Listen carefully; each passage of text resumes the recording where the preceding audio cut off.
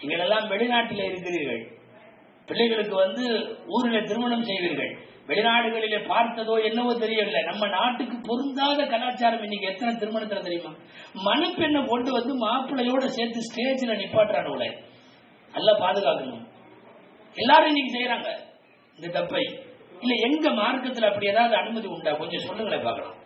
மணப்பெண் எந்த புர்காவும் இல்லாமல், பட்டுச்சாலை சகிதம், எல்லா நகைகள் சகிதம் அப்படியே மாப்பிள்ளையோட நிக்க வச்சு இந்த பாரியம் புள்ளனு டிஸ்பிளே பண்றோம் இல்லையா? அன்றைக்கு எல்லா சொந்தங்களும் உறவினர்களும் தூரத்து பக்கத்து எல்லா உறவுகளும் அந்த பெண்ணை பார்க்கிறது அல்லவா? நீ எதுக்காக வயசுக்கு வந்ததுல இருந்து அந்த பொண்ணை போட்டு பாதுகாத்து வச்ச? பேசாம அப்பவே காட்டிடலாமே எல்லாத்தையும். சர்வ அலங்காரத்தோடு திருமணத்து இஸ்லாமிய திருமணத்தின் மேடையில் பெண் கிடையாது. ஞாபகம் வைத்துக் கொள்ளுங்கள். யூதர்களின் மேடைகளில் பெண் இருக்கும், நசராக்களின் மேடைகளில் பெண் இருக்கும், உலகத்தில் எத்தனையோ சமயங்களின் மேடைகளில் பெண் இருக்கும். இஸ்லாமிய திருமணத்தில் மாப்பிள்ளை மட்டும் தான் இருப்பான், பெண் இருக்க மாட்டாள். அது நிக்காஹ் மஜ்லிஸாக இருந்தாலும் வலிமா மஜ்லிஸாக இருந்தாலும். சில பேர் நிக்கால இல்லைன்னாலும் வலிமால கூட்டிட்டு நிக்க வச்சிருவான். ரெண்டு பேர்த்தையும் முழுசா நிக்க வச்சு இதோ பாரு எனது பிள்ளை என்று காட்டுவதற்கு அந்த பெற்றோர்களுக்கு வெட்கம் இல்லையா? கொஞ்சம் யோசிச்சு பாருங்களேன். இது எந்த அடிப்படையில் தகும்? மார்க்கத்தில் எங்காவது அனுமதி உண்டா? ஒரு வயதுக்கு வந்த பிள்ளையை எல்லோரும் பார்க்கிற வண்ணம் நிறுத்தலாமா? அதுவும் முழு அலங்காரத்தோடு. முழு அலங்காரத்தோடு. தயவு செய்து நான் வாலிபர்களை கேட்கிறேன், அப்படி ஒரு சூழ்நிலையை நீங்கள் அனுமதிக்காதீர்கள். நான் யுவதிகள் பெண்களை கேட்கிறேன், அப்படி நான் மேடைக்கு வரமாட்டேன் என்று நில்லுங்கள். இல்லாவிட்டால் கடந்த 10 வருஷமாக நீங்கள் போர்த்திய புர்காக்களுக்கு பயனில்லை.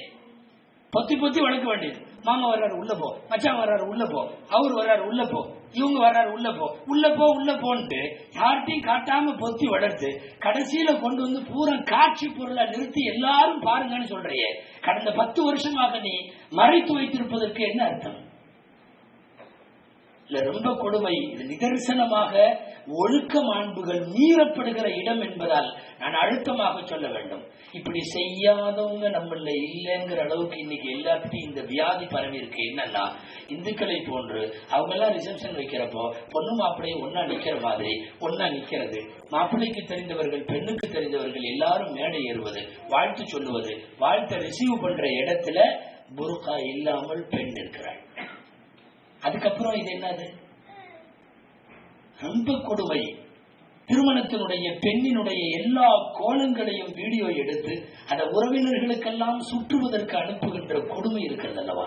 கொடூரம். இதெல்லாம் எங்கேயாவது மார்க்கத்தில் சட்ட ரீதியாக அனுமதிக்கப்பட்டிருக்குதா? தயவு செய்து இஸ்லாமிய ஒழுக்கங்களை கொச்சைப்படுத்தாதீர்கள். இஸ்லாமிய திருமணங்களை பெண் வேறு இடத்தில் இருப்பான், ஆண் வேறு இடத்தில் இருப்பான். பெண்ணை பெண்கள் எல்லாம் வாழ்த்தட்டும், அவர்கள் அங்கே அலங்காரத்தோடு நிற்கட்டும், பெண்களுக்கு முன்னாலே தோற்றம் அடிக்கட்டும்.